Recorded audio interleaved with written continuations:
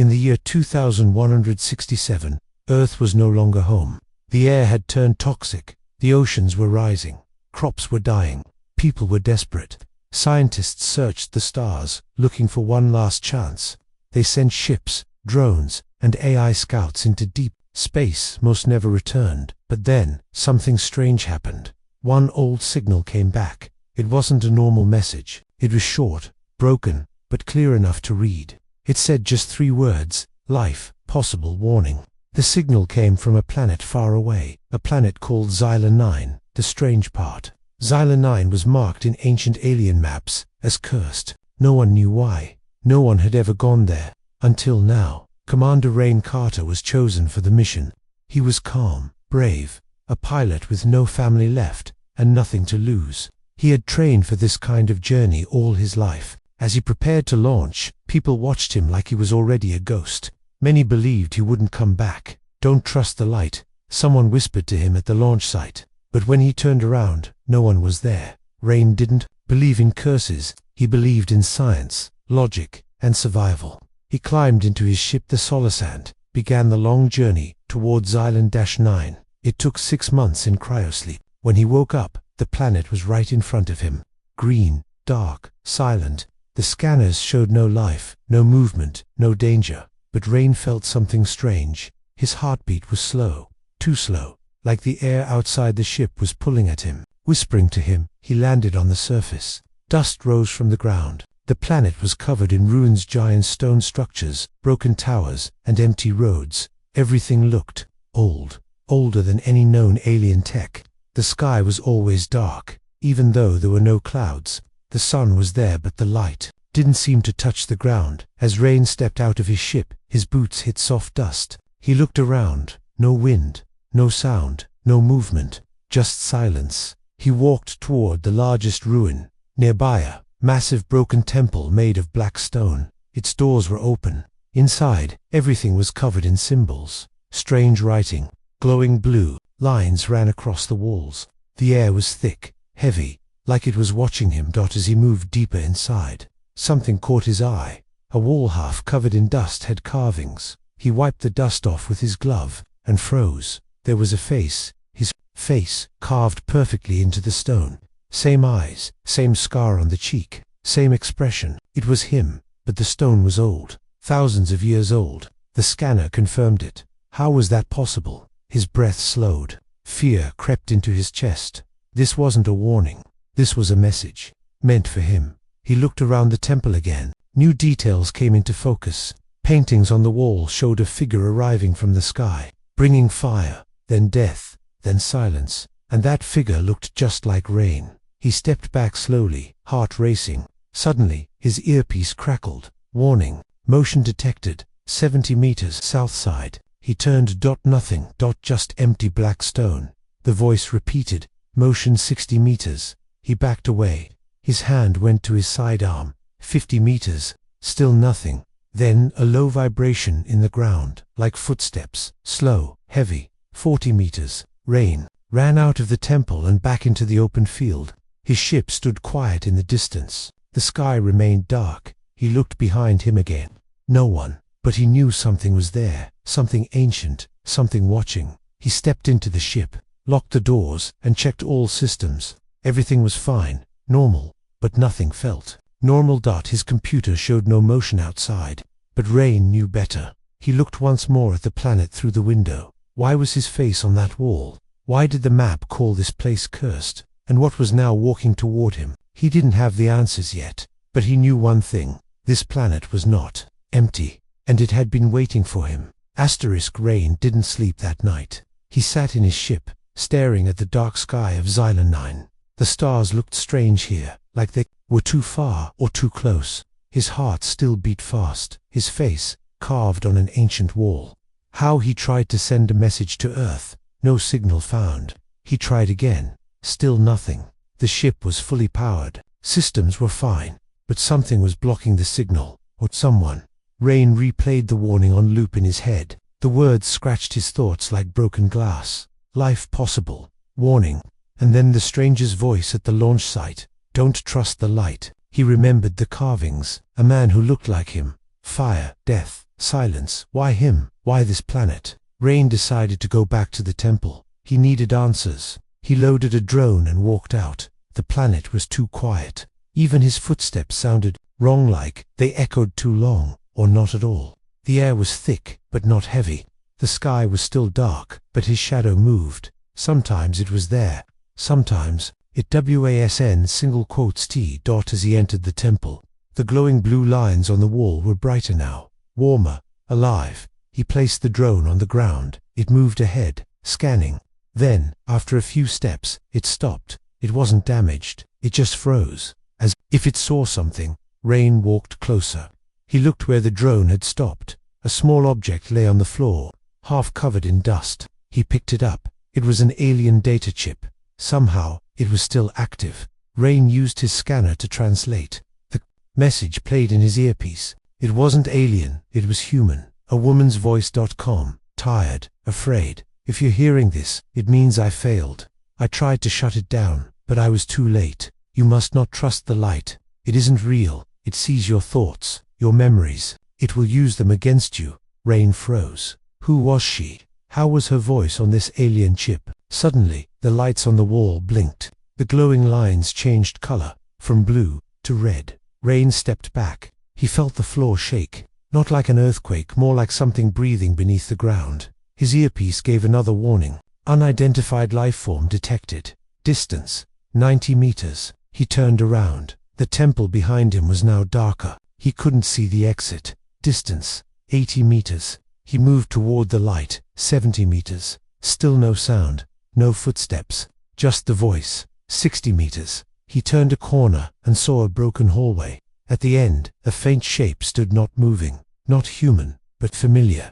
Rain raised his weapon. Identify yourself, he shouted. No reply. He stepped closer. The shape didn't move. It just stood there watching. Then he saw its same face, same uniform, same scar. It was him, but something was wrong. The skin was cracked. The eyes were black. It looked like a dead version of himself, like a copy left in the dark too long. Rain stepped back slowly. The copy smiled, but not like a human, like a puppet, and then it whispered something. Rain couldn't hear it clearly. The sound was low, twisted, but the last word he heard, it welcome. Rain turned and ran, through the broken halls, past the glowing walls, back to his ship. The door opened and closed behind him. He looked through the window. Nothing. The field outside was empty. He played the chip again. The woman's voice returned. You must not trust the light. It knows your fears. It shows you what you want. Then, it takes it away. Rain leaned back in the chair, sweat on his forehead. The computer scanned the chip again. This time, a name appeared. Dr. Alara Voss. Human. Dead. For over 50 years. She was part of an early deep space program. Her ship was never found. Rain checked the records. Her last known location was near Xylan-9. Looked again, outside. The temple stood still. The sky remained dark. He whispered to himself, how many humans came here before me?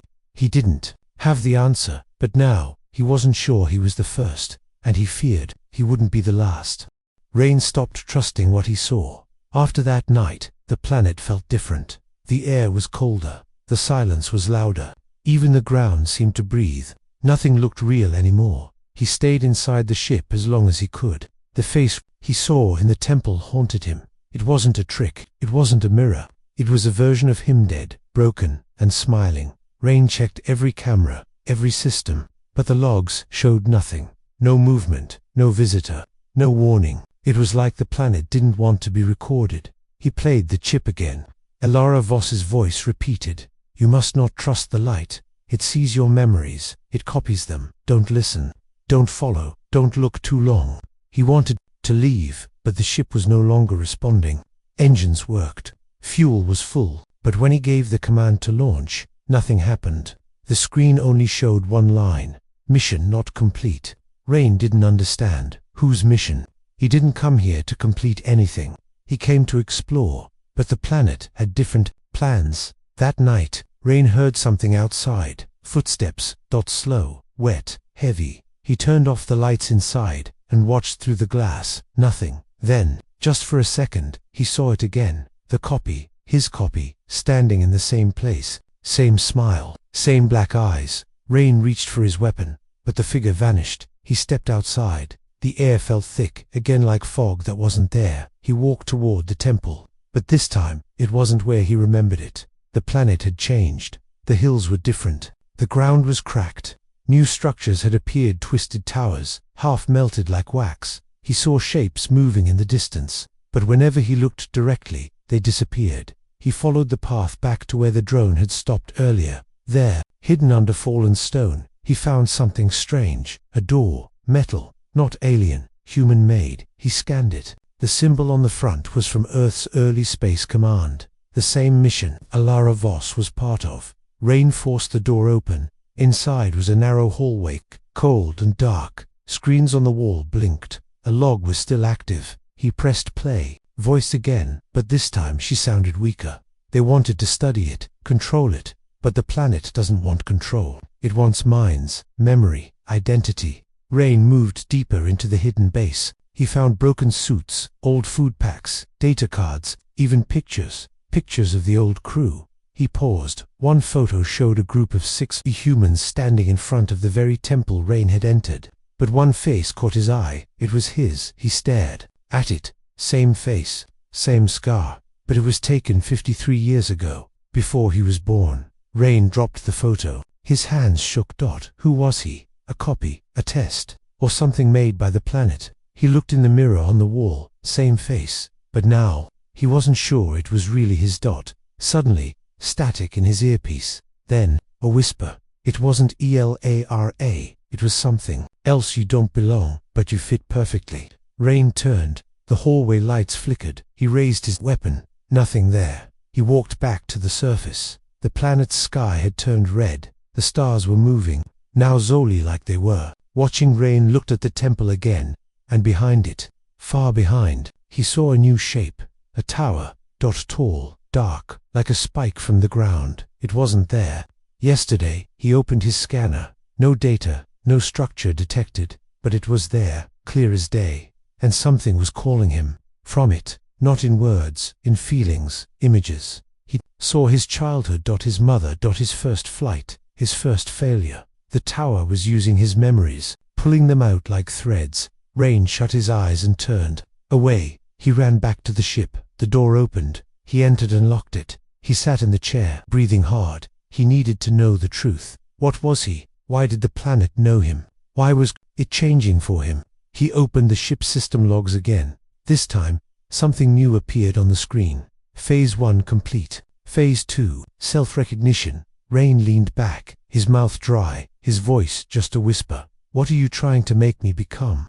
But the screen didn't answer. The ship stayed silent. Outside the tower stood still, waiting. Rain sat in the dark. Inside his ship, inside his mind, the screen still showed those strange words. Phase 2, self-recognition. He had no idea what that meant. He wasn't part of any phase. He was just an explorer. That's what he believed. But belief was no longer enough. He opened the data logs again. Now, new files had appeared. Old mission notes, hidden recordings. They weren't from his ship. They were from Alara Voss. He played the first file. Her voice was broken, slow. They brought us here to find a power source. Said the planet was rich in something new. But they lied. This planet isn't a source. It's a mirror. It doesn't give power. It takes identity. Rain froze. Takes identity. He skipped to the next file. I watched my team change. Not in body, in memory. They forgot who they were. Then they began to copy each other, like the planet was mixing their thoughts, making something new. Rain looked down at his hands. They still looked like his. But his memories, were they really his? He thought of the photo. His face, 50 years ago, with a crew he never met. His reflection, smiling back in the temple. The tower, calling him with his own memories. He whispered, "Who am I?" No answer. He stepped out of the ship again. The sky was still red. The stars still moved. But now, the ground had changed. Symbols were carved into the line. Deep lines that formed circles and words he didn't understand. The symbols glowed faintly when he walked near. His scanner couldn't read them. Nothing could. Only one place felt real now. The tower, tall, dark, silent, calling. He walked toward it. Every step made him feel lighter, not in body, but in thought, like something was pulling his memories away. The sound of his mother's voice, the first time he flew a ship, even the fear he once felt, gone. He reached the tower. Its surface was not stone, not metal. It was alive. It breathed. When he touched it, the surface changed. It opened for him, like it had been waiting. Inside, there was no light, no walls, just space, a black room. Endless. Rayn stepped in. The door closed behind him. Then, voices. Hundreds, thousands, all around him. Whispers. Crying. Laughing. His own voice, over and over again. Then, from the darkness, a figure appeared. It looked like Rain, but not exactly. Its face shifted, young, gold, calm, afraid. All in seconds, it stepped forward. "You came back," it said. Rayn raised his weapon. "What are you?" The figure tilted its head. "You already know. That's why you're afraid." "I'm not afraid," Rain lied. The figure smiled. "You will be, when you see it all." The walls of the tower turned clear. Rain looked out. The planet changed shape. It moved, shifted, rearranged itself, like a machine, like a brain. Each structure, each mountain, each ruin, part of a giant system, living, breathing, storing. Rayn saw it now. Xyla 9 wasn't cursed. It was conscious, a living intelligence, and it used explorers like him as pieces of itself. Copies, voices, thoughts. He stepped back. "I need to leave. I didn't agree to this." The figure didn't move. "You were never sent. You were returned."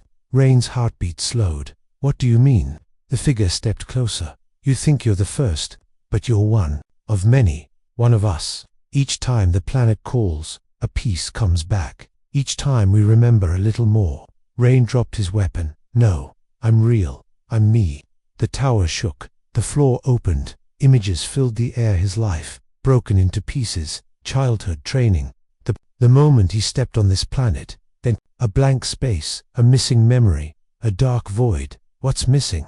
Rain whispered. The figure pointed to the dark space. "That is when you became us." Rain screamed. "No." He ran for the door. It didn't open. He slammed his fist on the wall. Tower spoke in his own voice. "Phase 2 complete. Preparing for Phase 3, integration." The light returned. Rain stood alone, no figure, no voice, but the memory remained. He wasn't sure anymore if he was human or a thought, walking inside the body that didn't belong. Outside, the sky turned black, and the stars began to fall.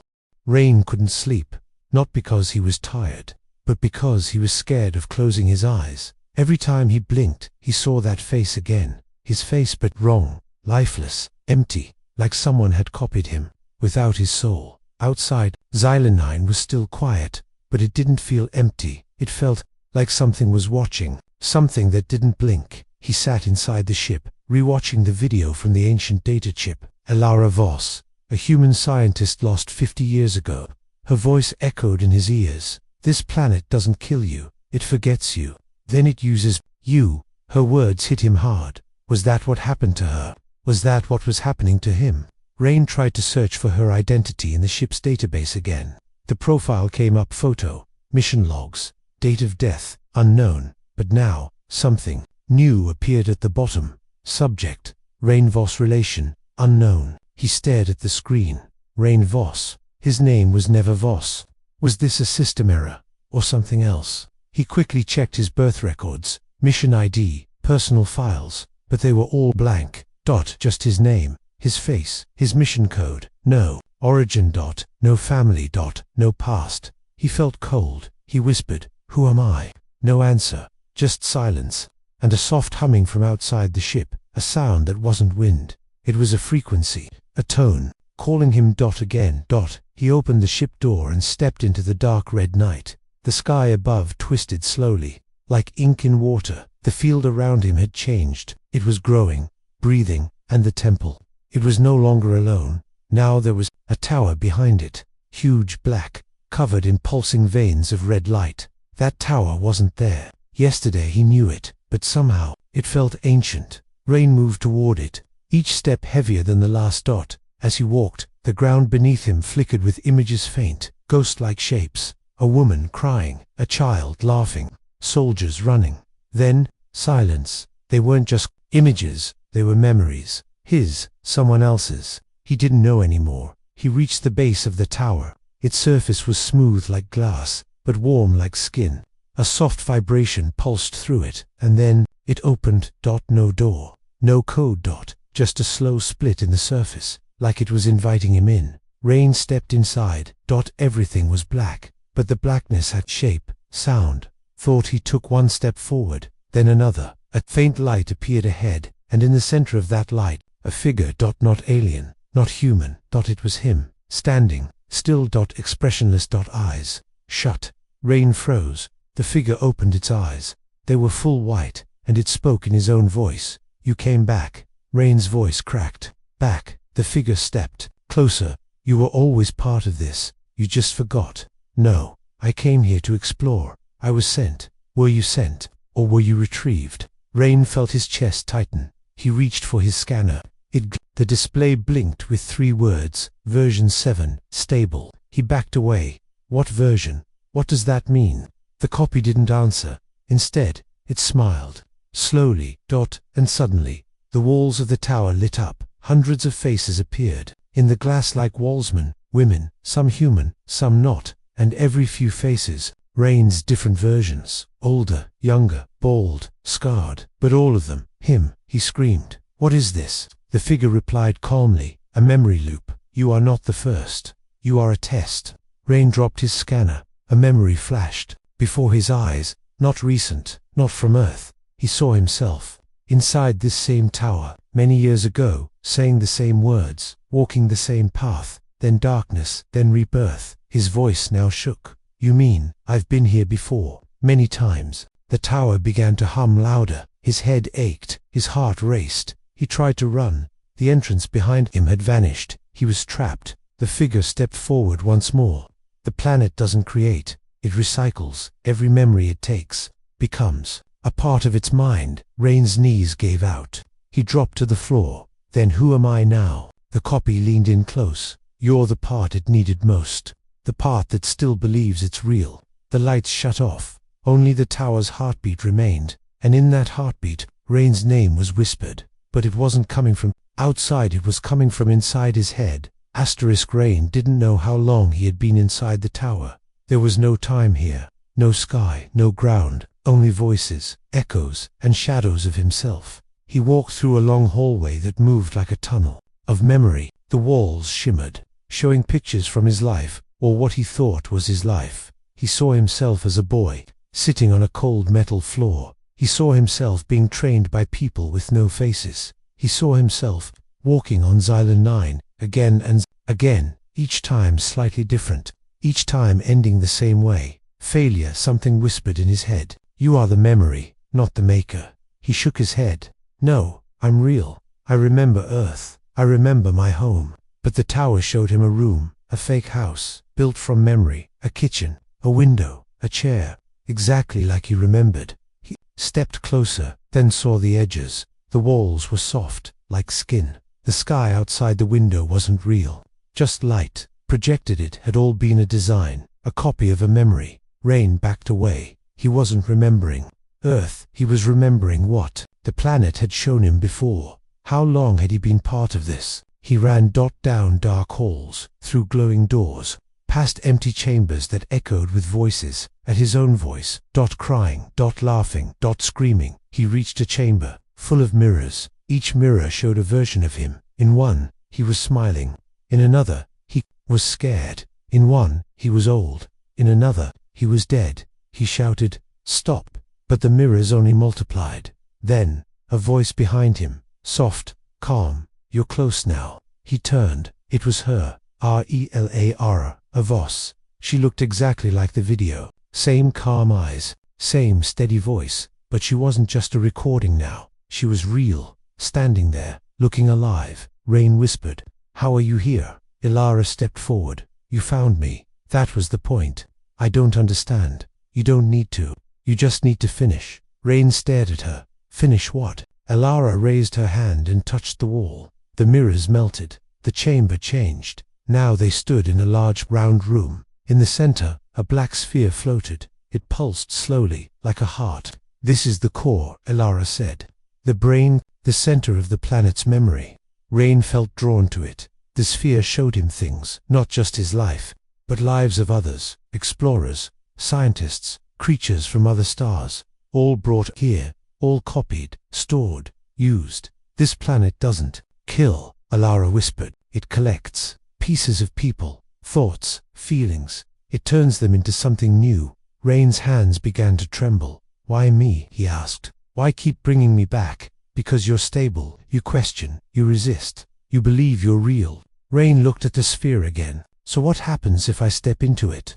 Then you become part of it, she said. Forever. Alara nodded. Not as a prisoner, as a guide, as a voice for the others who come after.